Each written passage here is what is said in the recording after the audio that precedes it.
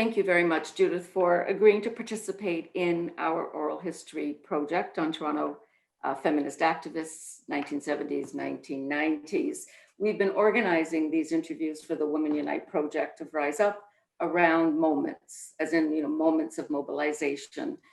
In this case, what we decided to do was to make the moment the founding of Toronto Wages for Housework and talk about some of the principles, broader networks, but also the early organizing and the early activism. So we thank you very much for participating. And we're also very keen to, collect the reflections, the insights of the feminist activists, themselves, right, in terms of their own activism. So we're really pleased that you agreed to this interview. But let's first start with some introductions. So I'll ask you, Judith, to introduce yourself in just a general way. Well, I came to Canada and I was beginning my activism in the early 70s. I had studied in the United States, which is where I'm from, and I have a bicultural background. My parents had worked in Italy in the South during part of my growing up years. So I had exposure to two entirely different cultures, learned English and Italian simultaneously. I consider them my first languages, both of them. And when I came to Canada, it was initially only to do a year of graduate work. But you know how life is, and I stayed on and eventually turned my attention to professional work in the immigrant community, which came as a result of my exposure to women in various communities that to me seemed very isolated and underserved and very marginalized. And that became the fuel for my activism. Okay, thank you. So if I can build on that a bit, you were obviously such a central figure in Wages for Housework Toronto, and clearly, became such a central figure in immigrant women's activism in Toronto. So I'd like to ask you a little bit more about that. Whether you were already, a feminist before coming to Toronto, or whether Toronto was part of that, fertile ground, or a workers' activist, social justice activist. Just wondering if we might say a little bit more about your own political trajectory. I was absolutely not an activist before I came here. I came from a very conservative family, very religious and very culturally and politically conservative. The activism came later when I, was launching my young adulthood, and I was in my early 20s. And the exposure here was not only to people that I was meeting and interacting with in Canada, but also my husband, Bruno Ramirez, and I had connections to activists in Italy. And we became very interested in what was going on in those movements. And that's how it all began. It was not something that I was sort of born to, let's put it that way. And I thought, and did you come originally too to do some graduate work in Toronto? Yes. What was the field or the discipline? I was studying philosophy.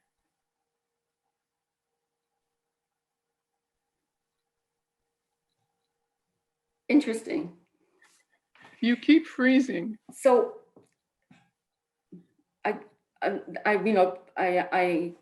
appreciate the comments you're making about Toronto and meeting immigrant women, encountering political groups. The reference you made to connections with Italian movements as well being important.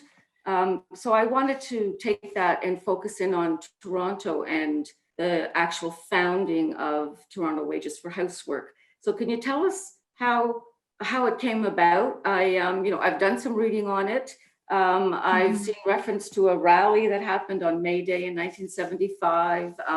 I've seen references to there being a core group of 15 members, but most Yeah. of them are never named. So could you just tell us something Yeah.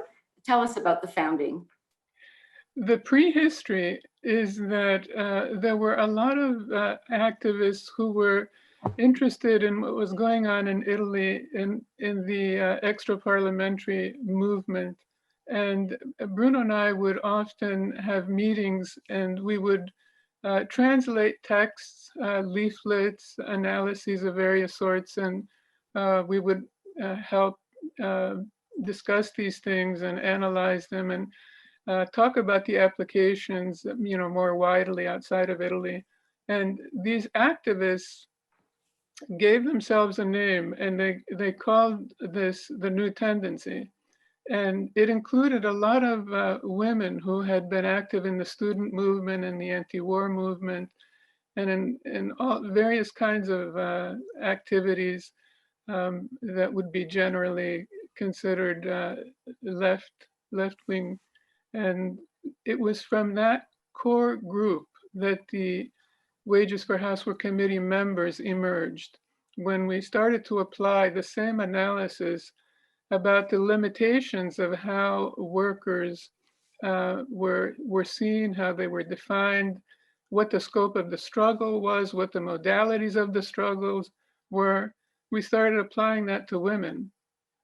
And then we were introduced to the work of the feminists in Italy who were developing wages for housework. And through that, we decided we're going to just focus on this and say goodbye to the brothers, which we did. Okay, well, I'll follow up on that to ask you a bit more about what were the kind of organizing principles for wages for housework. And, my understanding is that it was socialist, anti-capitalist, anti-patriarchy, but also, you have this label of wages for housework, which people thought maybe was more limiting than you intended. Yes, well, I think the main contribution and what we were interested in was an analysis that would help us locate women and the distinct lack of power that we saw in our own lives and our mothers' lives, and to understand it better. And what Wages for Housework and that analysis gave us was a way to see that the powerlessness of women was tied in a very fundamental way to the role that we played in the home, to unpaid housework, to the service of others, husbands, old people, babies, and that this was an important and absolutely essential part of how capitalism organized society, but it was not recognized. And Wages for Housework saw that as part of the cycle of production. Reproduction in the home was seen and referred to as the social factory that complemented the factory where the mostly male workers went to work in order to produce goods, etc. So it was that core principle that I think attracted many of us and gave us a way to fill in something that felt like a blank in the feminist analysis that was current at the time, much of which was focused on, women leaving the home, going into the paid labor force, winning rights there, all of which we supported, of course, but it did not answer what we consider to be the fundamental question of the distinct and dramatic lack of social and economic power that women had, which we attributed to the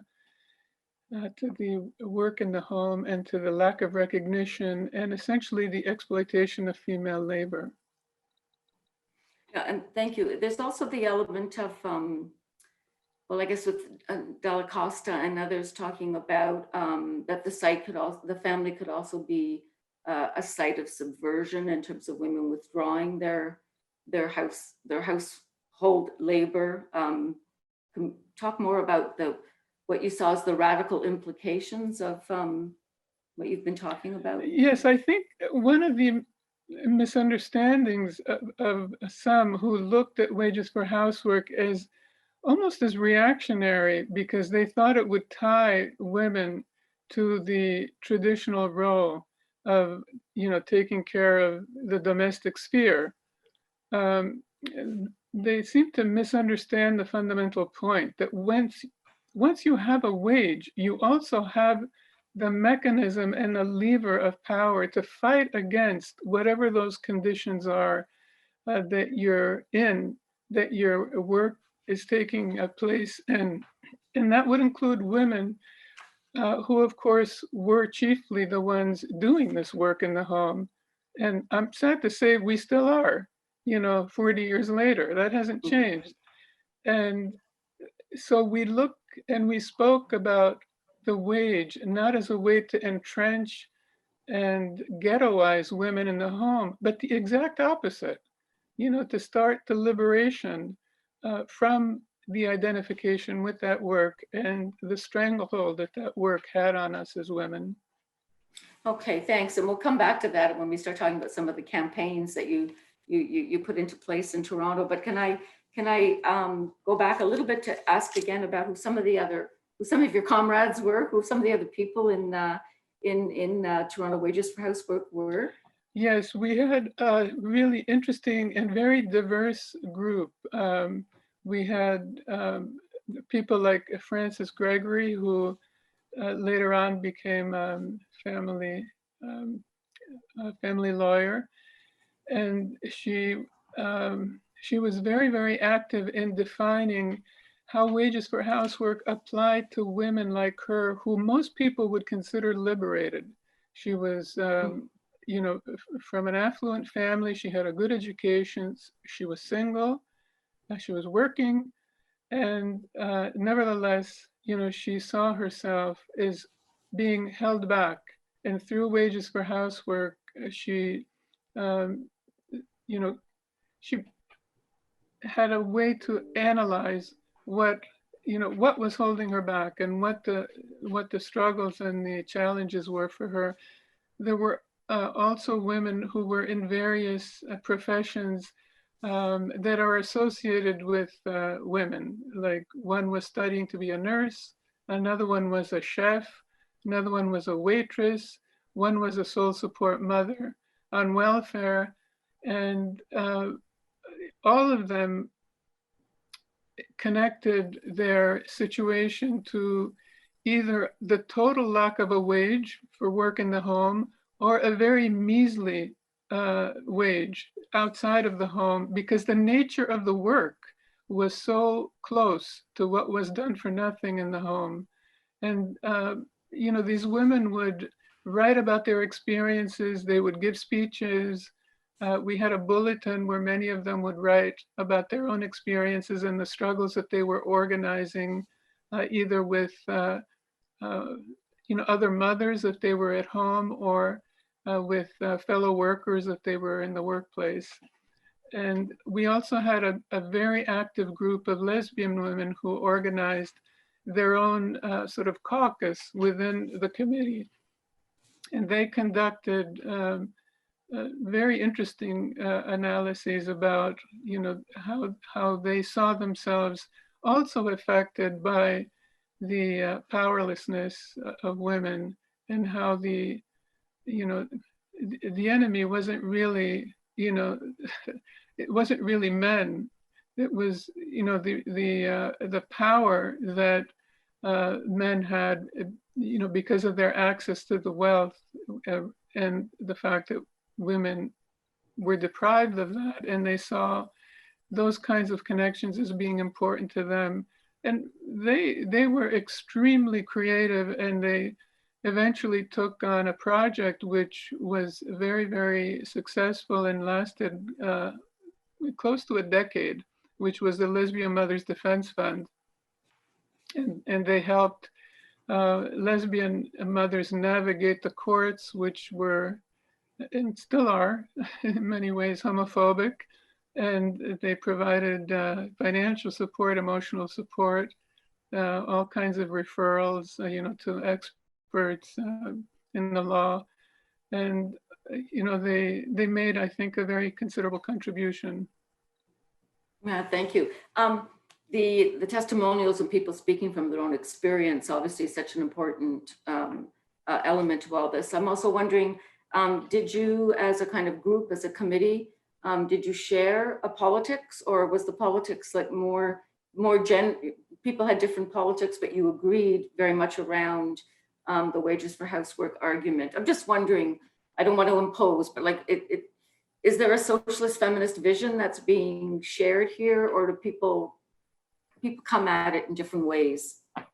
I think initially people were coming from different points, and we came to share very strongly the perspective of wages for housework, which included a critique of the way capitalism organized female labor, male labor. And so to that extent, I think, we shared certainly a perspective, but it was not the case that, I think everybody who was involved would say they were Marxist or socialist. It was not that, it was not that way. Yeah, okay, right, thank you. And also there was a real difference in the appetite among people for delving into the finer points of the conceptual side, and the analyses were coming from the theoreticians of the movements, such as Maria Rosa della Costa in Italy, Silvia Federici in New York. We had very close ties, to people like that and to the work that was being done. But not all the women that were active here, were delving into that part of it. Okay, that's really They were interesting. just using it. They were putting it to use in their own lives. Right. And some of what you said also leads me to ask a question I was really interested in asking as well, which is about the international connection. So, wondering about the Dalla Costa, Federici. There's also Selma James in London. Yes. And you in Toronto, and there's references, to Montreal and other places. But I would really love to know more about, you just said it, we had very close ties, and I would love to know more about this. I wondered how connected was the international movement that you were part of. I'll ask you about the Canadian side of things too, but the international movement, and these theoreticians were crucial in terms of articulating principles. I'm also wondering about sharing strategies, whatever personal and political support that you gave each other. Could you tell us more about that international scene? Yes, we had ties that included sharing work that we were doing and having exchanges, sometimes in person. I often went to London, England, and the women would come from Italy. Sylvia would come from New York, and we would spend, several days just going over a lot of material that had been generated, and also to, try to understand, some of the issues that were coming up, both, in terms of the work and in terms of the organizational implications, because wages for housework was popping up all over the place. There were groups in various parts of the US and various parts of Canada, as you know. And we were not an organization in the sense that we had a structure, with memberships.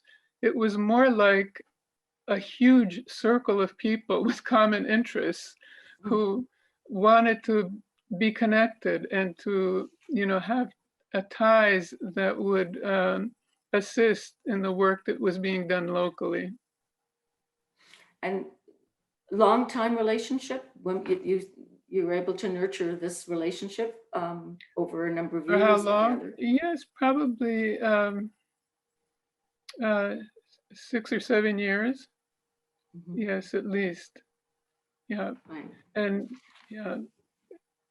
And like many things, it, it sort of plays out and comes to kind of natural, if not an end, a kind of changing of shape. Certainly that was the case in Toronto. Right. And it sounds too like some of what you're saying suggests, we could call Wages for Housework a transnational organization, in the sense that it sounds like what strategies you might have tried in one place that seemed to work might be applied in another place, or you would report back. So you have it really is an international movement. You weren't just branches of a headquarters that's somewhere else, like in Padua or somewhere. No, not at all. But the multinational character was extremely important, because one of the things that drew me to Wages for Housework was how much emphasis was placed on multi-ethnic, multiracial ways of viewing women. And the fact that there was a real appreciation for the fact that even though we were all in the same place as unwaged workers in the home, it had vastly different implications for different subsets of women. And the work of the movement was to really understand that and study it, and see how to address it. And in my view, a lot of what wasn't happening in the mainstream feminist movement was precisely that. It was too homogeneous. It was too tied, to the women who launched those initiatives, and did a very good job in many ways. Their activism yielded important results, but the diversity was not there, and the attention to race and class was not there in the same way that it was in Wages for Housework.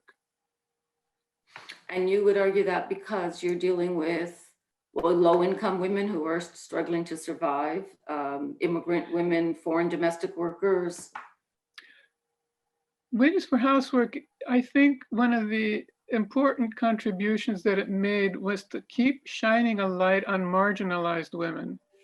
And to the extent that we were able to attract women who were able then to speak up for themselves and describe, the exploitation, the oppression that they were experiencing through the lens of the perspective of Wages for Housework, it was a very big contribution to enlarging the whole public discourse on what the state of women is, and what the problem is, and what the solutions have to be. And we had a very consistent focus on women who are considered marginal. For example, in Canada, in the US, and in Great Britain, there at a certain point was a real mobilization to support sex workers. The movement in general wouldn't touch those women. There was a strain of moralism and of puritanism that made them a kind of recoil. But, we thought, let's listen to them. And, in Toronto, we had a moment where there was a big outcry, against the women on Yonge Street who were plying their trade. There were all kinds of arrests, and it was a big, public effort to clean up the streets, and they appointed a special prosecutor and all of that.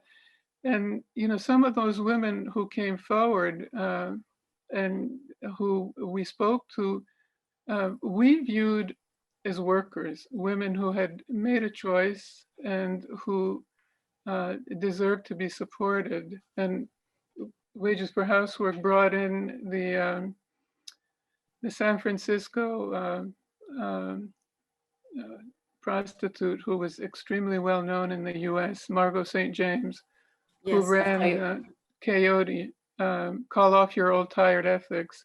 and she and I went on a little tour at various universities and other places speaking about, the connection Oh, well, how did that among go? women. Huh? Mhm. How did that go, It the went well. tours? I mean, the students were very interested, and Margot was a real, show woman. So she knew how to speak, and she was brilliant with the media. She didn't have all kinds of abstract ideas. She had very practical things to say about what drew her into the life and Mhm. why women like her deserve to be respected as workers. And Wages for Housework supported that, and that was uh, one instance of reaching out to women considered marginalized that we did as a multinational movement. It was, in at least three major countries. I can't remember if they did that in Italy as well, but certainly in England and in the US and in Canada, we did that. Right. Okay. Well, then, we can talk about some of the other kind of sites of mobilization that Wages for Housework was very involved in. It's too bad that we have only 2 issues of the Wages for Housework campaign bulletin on the Rise Up website. So Yeah. I hope that we will eventually acquire more and get them into the website. But I did go through them, and I did pull out some of the examples of activism. So another area clearly is mothers on welfare and the issue of family allowance. Can you talk a bit Yes. about how you connected with those women, or how those women connected with you? And you've said some of the members, I mean, the people who came together were women, right, having those struggles. But can you say more about the activism, the early campaigns?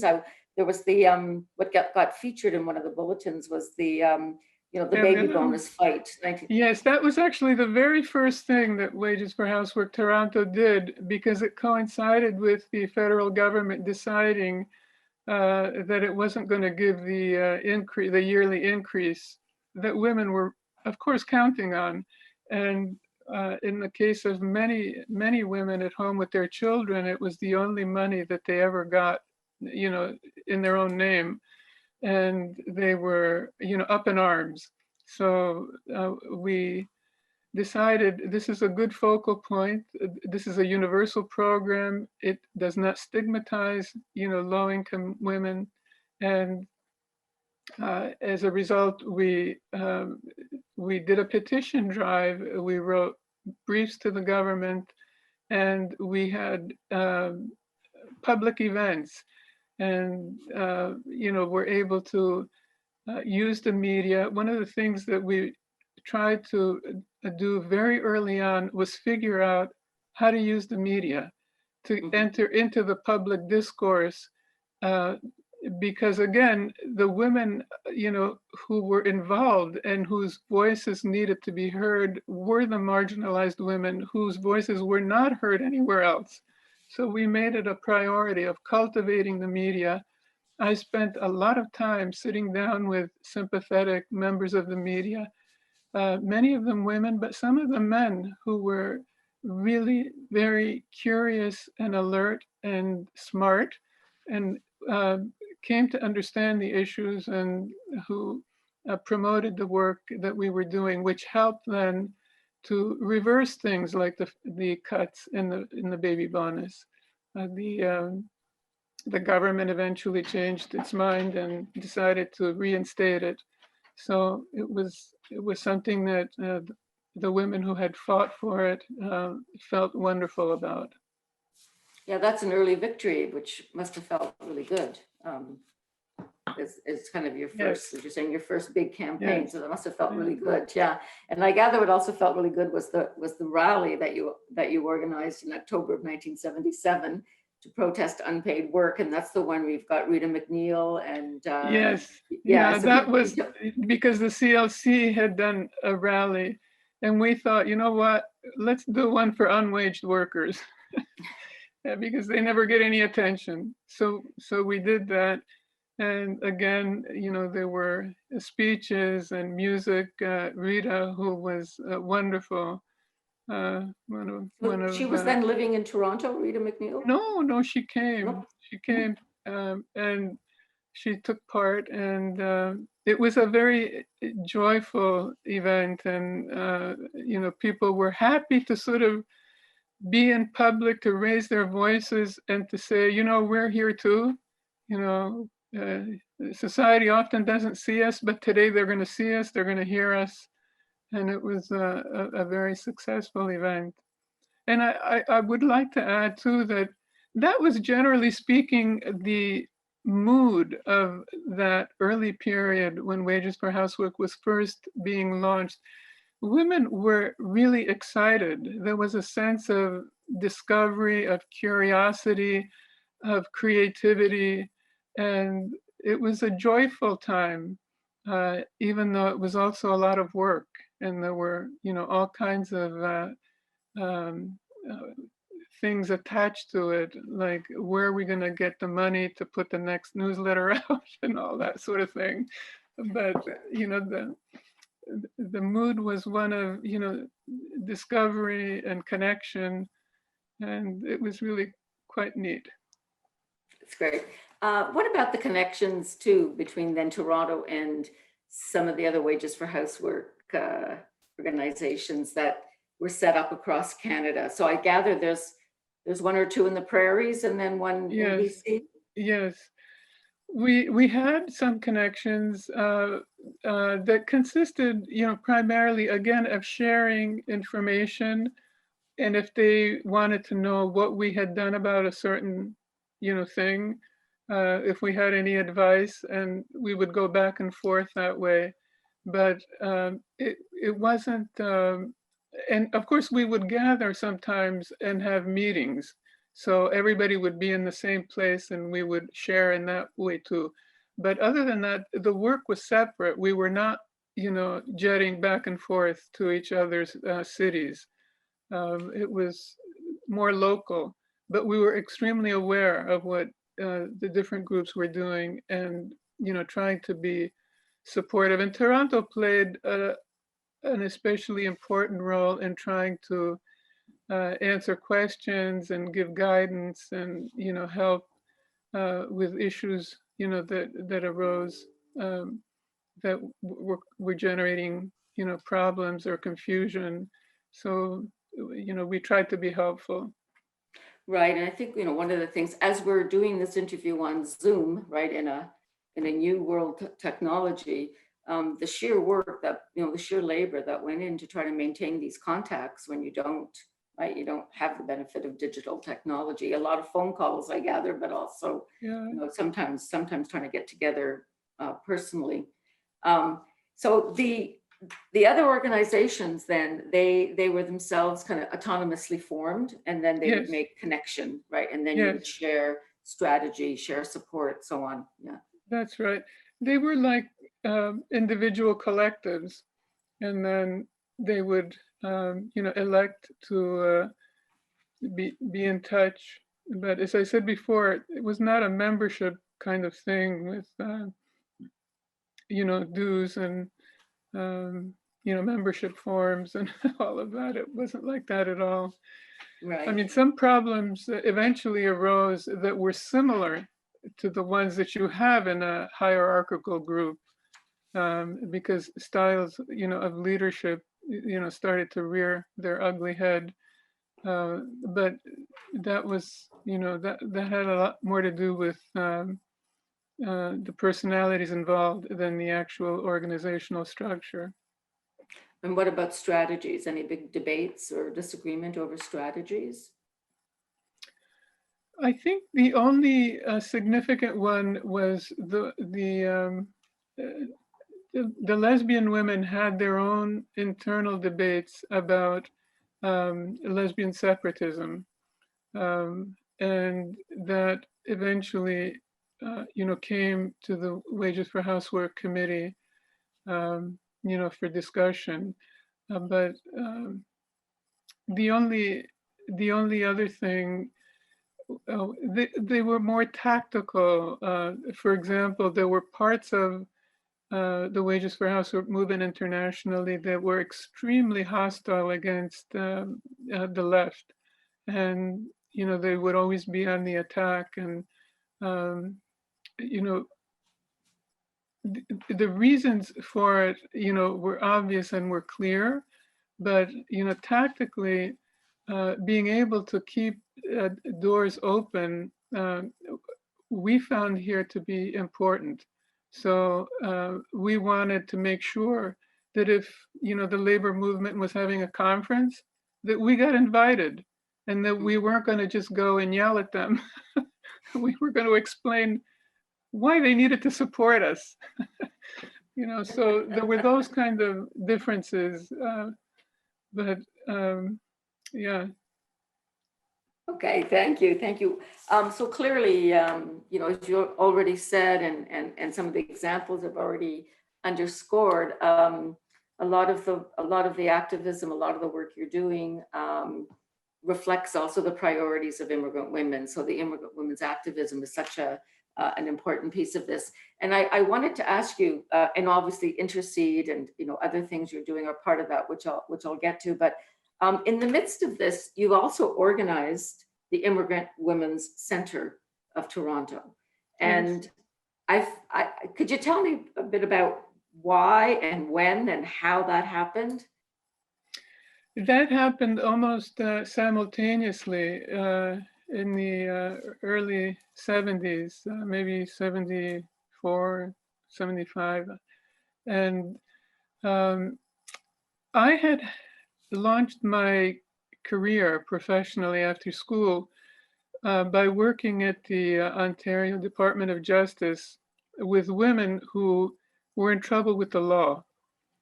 And after 2 years of observing what to me seemed like problems that came primarily because of the women's isolation, the lack of services, the lack of language capability, I thought, let somebody else do this work that I'm doing. I'm going to leave and start setting up some organizations that address these needs. And that's how I came to set up the Immigrant Women's Center along with some other women. So that takes resources. How did you do it? We started out very modestly with summer program works that would allow us to do some surveys, to talk to some community groups and talk to political leaders and start establishing the need. And when I was doing that, it was also part of a general thrust among other immigrant women. Marcy Ponte, for example, was involved in the beginnings of the Working Women Community Center, which she's now been heading for 40 years. And there were a bunch of other groups like that that were led by immigrant women. And we were all starting more or less at the same time for exactly the same reason, because there were these total gaps in all these different communities where women's needs were concerned. And some groups were like for employment issues, others were for minimal language training, others were for daycare. The Immigrant Women's Center was for reproductive health care. And that had, for me, a lot to do with, wages for housework and the way I saw the disadvantages that women were up against because they had no control over the amount of children they had or when they had them. And I was dealing primarily with the Italian community, which, as you know, is Catholic. And there were issues about even birth control, never mind abortion. So I thought this is an area that really needs some work. And I, again, because of my orientation with wages for housework, I did not do what most of the other women did, which was to set up a group that was aimed at one particular ethnocultural group. the Immigrant Women's Center was always multi-ethnic and multiracial. We started out with 3 or 4 different communities, and the point was that we would have a lot more strength if it wasn't just one group, and if we could say there are 3 or 4 groups and they have exactly the same kind of needs, and there are no programs. There's absolutely no money being spent reaching these women where they are, and that's how it was set up. And we focused not only on recruiting as far as staff people, women who were from those communities, who spoke the same language, and who were not, experts. They were grassroots women to reach out to other grassroots women and who could help make the case, for what the gaps were that needed to be filled. And the other focus, which again for me came very much from my understanding of the wages for housework analysis, was the need to get money. We fought like hell to get past all the barriers that were keeping immigrant women from having access to things like, a conversation with a counselor about family planning, or if she was pregnant and wanted an abortion because she already had 3 children that she couldn't feed. All these things fueled the focus on pushing beyond what the system was giving at that time. And often we would be told, go to your own ethnocultural group. If you're Italian, go to the Congress. And we would say, the Congress is great, but they only have so much money and they're not going to do all that much, for what we want to do. And we want to do it independently. We want to be able to define what the needs are. And, we had to just keep pushing and, going to the Board of Health, and going to government programs. And eventually, you just kick the door down and the money starts to flow. They just figure out how to create a new program, even though they've been telling you for months, there's no such money, there's no such program, which we already knew. Well, one of the things I research are social workers from the 50s and 60s, and they're starting to talk about some of that stuff, recruiting from within the immigrant communities. But every time they recruit the middle class women in those immigrant communities. So in a sense, they're the exceptional women within those communities. But this kind of huge, this arrival of these different immigrant women's organizations in the 1970s, it is this big grassroots push that happens in that period. So you're partly saying that there was a possibility at that time to be able to push government into getting the funding, maybe because it's happening in various places. The pressure is coming from a variety of places. I mean, why do you think you were successful? Yes, because it was like a movement within a movement, and it wasn't even particularly coordinated. Eventually, it became a little more coordinated with groups like Women Working with Immigrant Women. But it started out really, I think, as a spontaneous reaction on the part of a lot of immigrant women or women like me who had, some familiarity with immigrant life, even though I'm not myself an Italian immigrant woman, who saw the needs and thought, this is ridiculous. Something has to be done. And then you start, pushing, and you start reaching out to allies, and you start using the media, and then things eventually happen. But I think it only happened because there were grassroots women mobilizing at exactly the same time, and pushing for the same things, services and responses to the needs of immigrant women that had been totally ignored by everybody. And like one of the things that I would often hear was, why don't you go to talk to the local hospital and set up a program through them? And I would say, why would I spend all of my valuable time trying to convince them that this needs to be done? When what makes way more sense is having a group that can go directly to the women, that can speak their language, that understands, the lives that they're leading, and it's cheaper. It makes way more sense than trying to get some kind of grand institutional restructuring. And eventually, eventually they agreed, but it took a while. Right. So what sustained you during struggles like that? I can imagine you had that conversation a million times over, right? Yes. And I used to always be amused when people would say to me, "You have such an interesting job. I saw you on the news last night. You put things out so well and so clearly."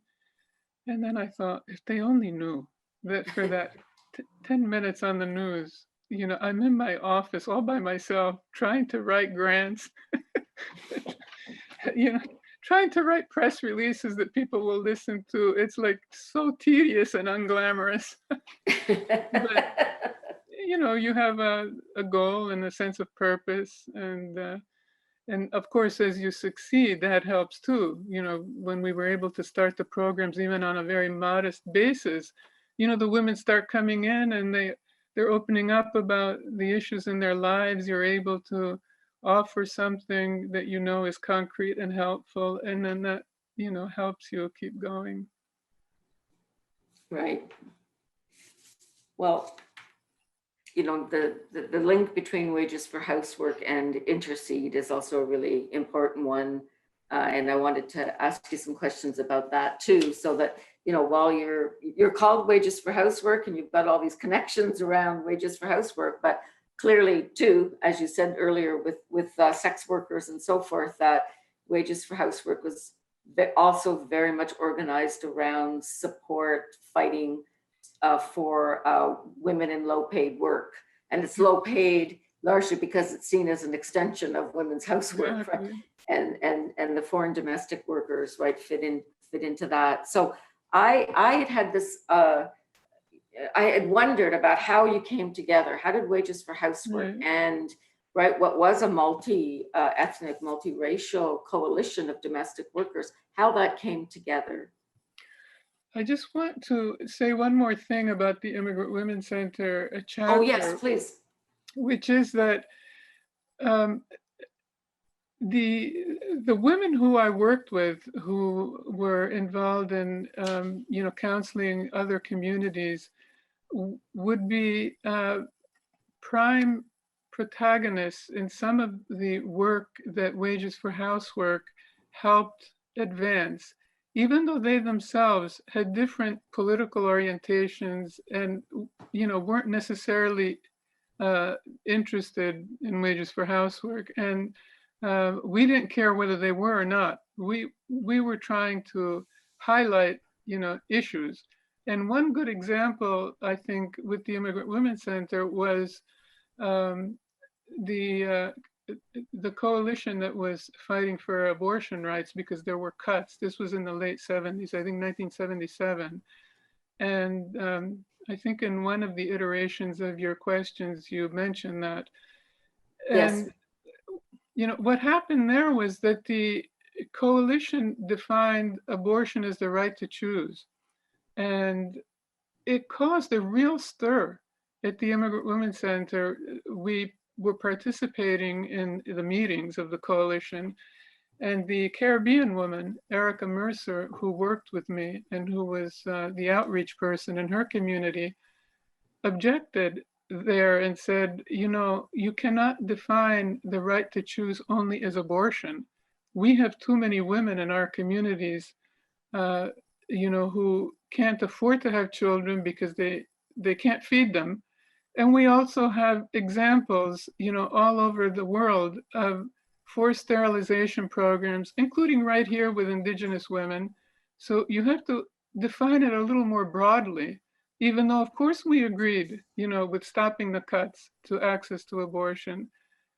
In spite of these discussions at the coalition committee level, they didn't budge. So they stayed with their own slogans, and they went ahead with it. But I think, and we of course did not endorse the statement that they issued, because we thought it was way too narrow, and it didn't really reflect the lives of the women that we were serving. And again, it was a case of being able to articulate the perspective of women who were marginalized and whose lives were not really um, uh, understood, and were not being included in what the mainstream feminist movement was doing. So yeah, I was going to ask you that question that you have answered, and I'd like to follow up a little bit. So was there a kind of consensus formed quickly and easily over the declining the invitation to join the May 28th Coalition for Abortion Rights, or were there debates among the group as you decided how to respond to this invitation? No, the feelings were very strong that the coalition had really very casually shut down the concerns that the immigrant and the women of color were presenting. And we had a certain strength at that point, because earlier there had been a conference on family planning, a big one, that was sponsored by the city of Toronto, and I was the speaker there. And I had touched on all kinds of things like the population control measures, all over the world, and what women of color had been undergoing as far as the attacks on their ability to procreate and the lack of reproductive freedom. So there was a strong orientation that reproductive freedom couldn't possibly only be about abortion. So it was not a big, it was not a big step to say this is just not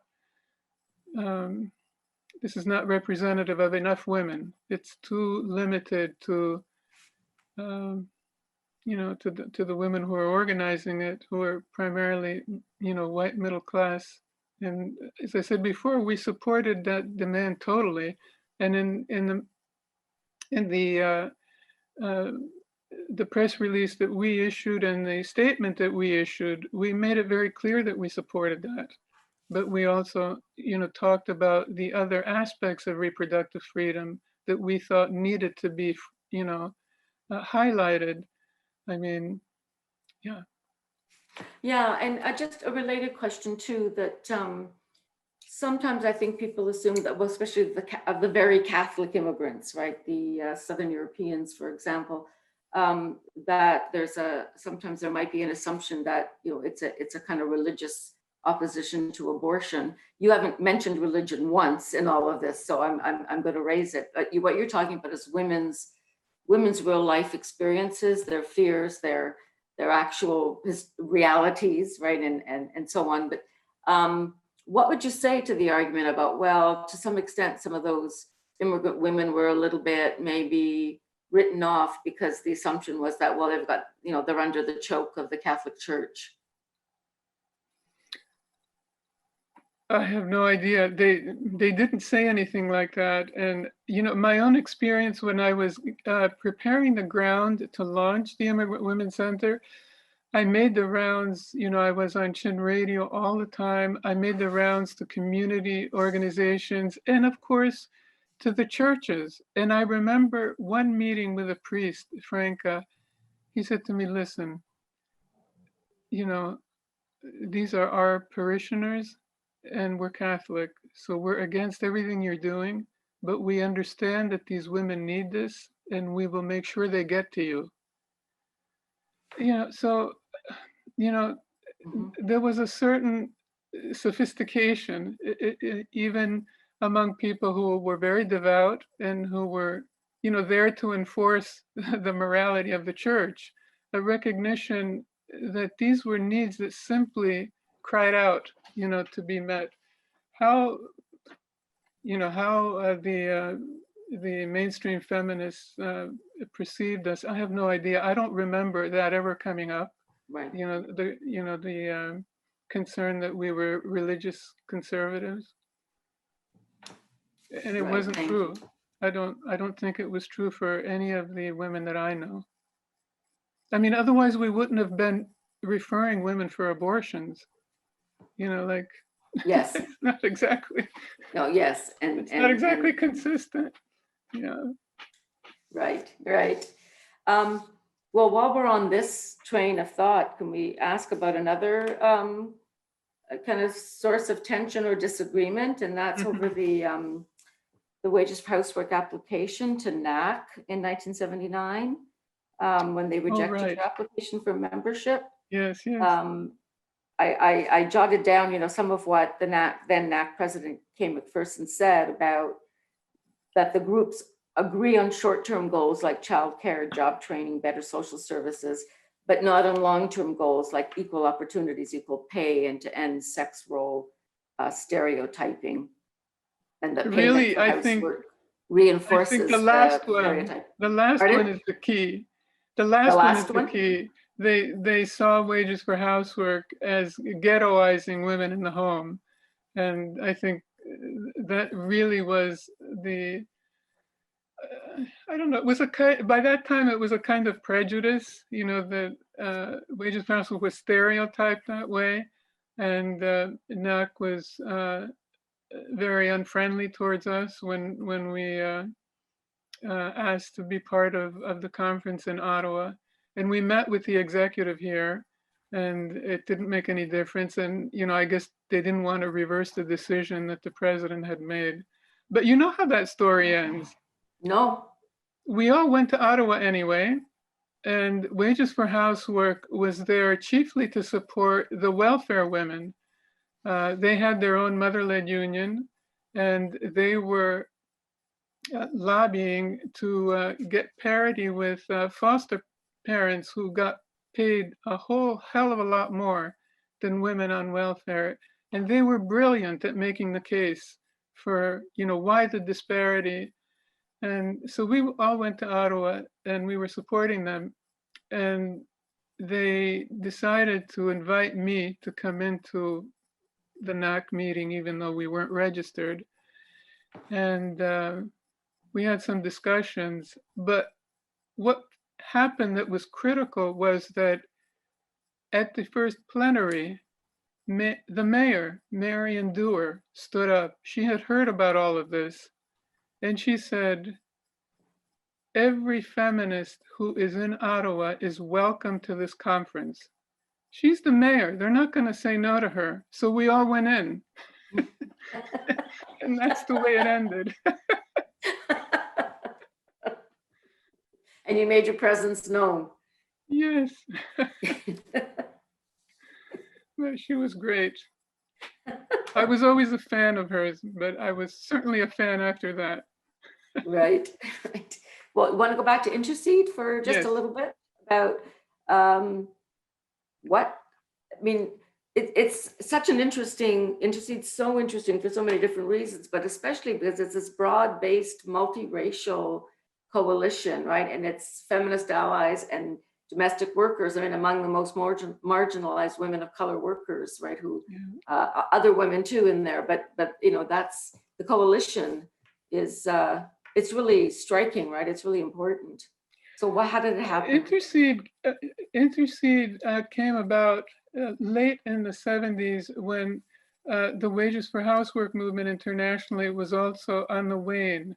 And here we were gravitating towards a focal point that was very concrete, that could really help a group of women that we had begun to have some contact with through Wages for Housework. We had always raised the issue of domestic workers. We were studying the program that they came under. when they arrived in Canada, because they were all temporary workers, could only stay 2 years and then they had to leave.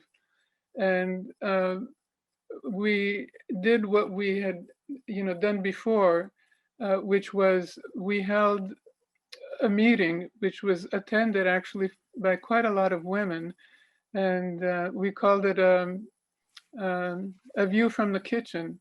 Immigrant women speak out on the value of housework, and a lot of organizations attended, and from that meeting came, the initial sort of Intercede as a community coalition that was going to band together for the specific reason of addressing the inequities in the government program that brought the foreign domestic workers to Canada, which it had been doing for decades. This was supposed to be, like a temporary solution, but the labor market demand had been established, decades before, and it's still going, Yes. and, we still have, this temporary program, although it was recently upgraded by the current government. So they are making advances. But we found that as an important focal point, and that became the focus of a lot of the wages per housework energy. And we did all the initial work of, bringing the groups together. Then we started writing the briefs, and again, educating the media, having public events, raising money. We got support from various church organizations, and then it became something that was supported very strongly in the groups, in the community immigrant groups where there were a lot of domestic workers. And at the beginning, it was chiefly the Caribbean community and women from Northern Europe, mostly England and Scotland. And these women were amazing. Like, the Northern European women came from very strong union cultures. These were fighters. And those ladies were amazing. And they were brilliant. They had heavy rhetoric about their work. And the Caribbean women are the same.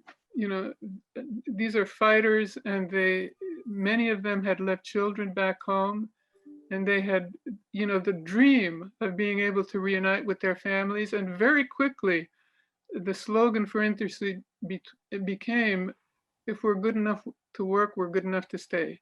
And what they wanted was permanent residency in Canada. That was clear from all the communities that were generating workers from their part of the world. And so that's how Intercede focused its work. And eventually, the government of the day appointed a task force, which was headed by a brilliant feminist lawyer, Mary Eberts. And she came up with the recommendations, which we considered a partial victory, but an important victory, which was that after the 2 years, the domestic workers, if they met certain upgrading requirements, etc., they could apply for landed status within Canada without having to leave, which is what every other worker had to do at that time. So it was a cause for much celebration among domestic workers. And of course, it meant that, thousands of them have been able to make new lives in Canada as a result. Eventually, the demographics shifted, and the center of gravity became the Filipino community. And they later on, they were always important, even in the initial phase, even though their numbers were not, great at that time. But they eventually became almost, the only country really feeding foreign domestic workers into Canada in huge numbers. And so took over Intercede. It was in some ways a hostile takeover, and I'm glad that I was on my way out, because it was not pleasant, and there was a lot of infighting racially, about who was going to control and who had the right to control. And I was glad that we had met a lot of our initial objectives, and I didn't really want to be part of that kind of internecine warfare, so I left. And where did you go? I took an appointment to the Immigration and Refugee Board, and I did refugee determination for the next 10 years. And once an activist, always an activist. Yes.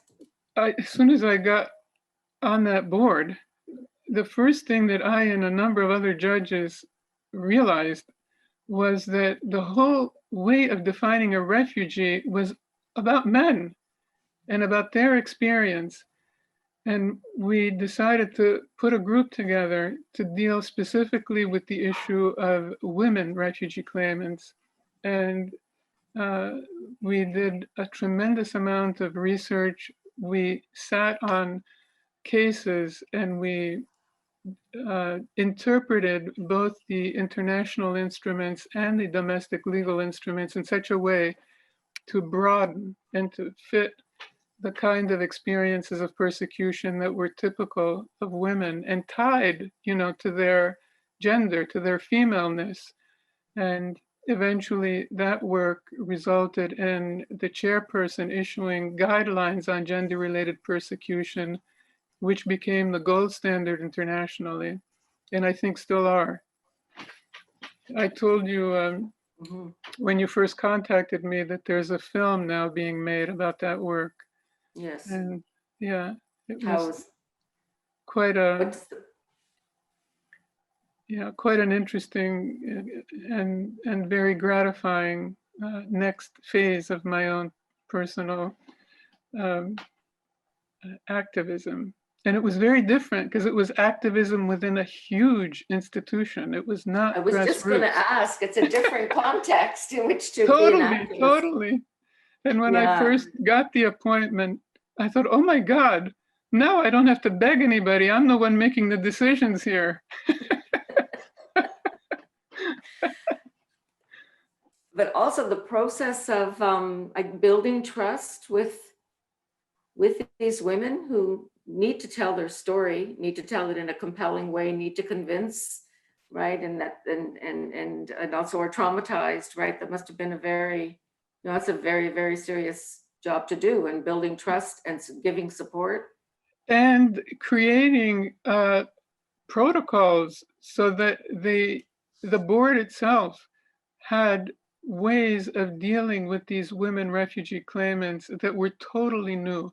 We would run workshops with all the judges, all the lawyers who were acting on behalf of the board in the hearing room.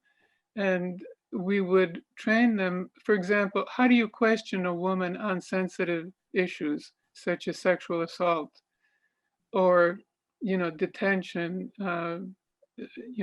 because her husband was seen, to be a political opponent of the regime, and to get back at him, she's now in prison. And things that were hard for the women to talk about, but they needed to say them because we needed the evidence in order to be able to make the determination in their favor. So we would have all these training programs and create case studies. We would bring in expert speakers, who could help the judges understand, the need for it. And then we would role play, to get people comfortable with what it felt like. But also the leadership of the board, which was extremely supportive. Otherwise, none of this could have possibly have happened. They, at least in the office in Toronto, which was run by Dorothy Davy, the wife of Keith Davy, the Rainmaker, she appointed certain judges who were well versed. Oops, what was that? In gender issues to sit on claims that involved women and gender-related persecution, to develop the jurisprudence so that we would then have a lot more to work with, in future cases. And that was a tremendous help as all that work got underway. Yeah, and I mean, the breakthrough on an acknowledgement of gender persecution is just so important. It's so important. So it's important that activists like you were doing it. So yeah, absolutely. Well, you've been going at this for more than an hour, so I'm going to ask you just to Okay.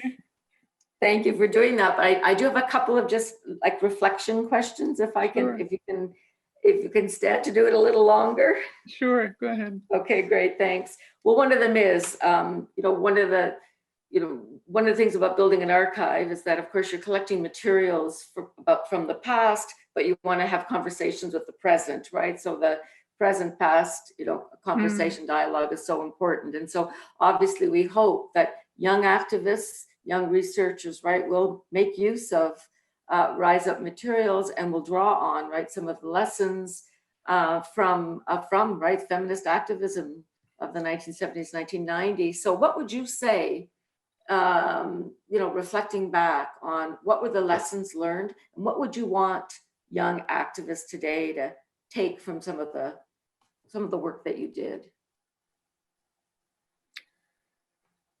I would say that you have to always keep your eye on the women who are the most disenfranchised, the most marginalized when you're defining any issue. And if you haven't done that, you're not finished yet. Whatever it is that you're tackling, you have to extend. And it's much easier now because so many of those women are speaking now. And, there's literature, there's all kinds of activism. So it's not as hard as it used to be when I started doing all of this. And I think it just means, having a broad-based approach to whatever issue you're tackling. And, when I think about the effort that we made in some ways, maybe we became, too angry against the antagonism that we were getting from the left, from the women's movement. But the effort that we made to shine a light on unpaid housework and how it was dragging everybody down, women in the home, women outside the home, men. I mean, look at it now. When I think back on the past 30 years and, the restructuring of the economy with neoliberal policies, globalization, it's terrifying how the unpaid work of women in the home has just been extended. And you have now all these millions of people, in the third world doing all the work that used to be good union paying jobs that men had in the first world.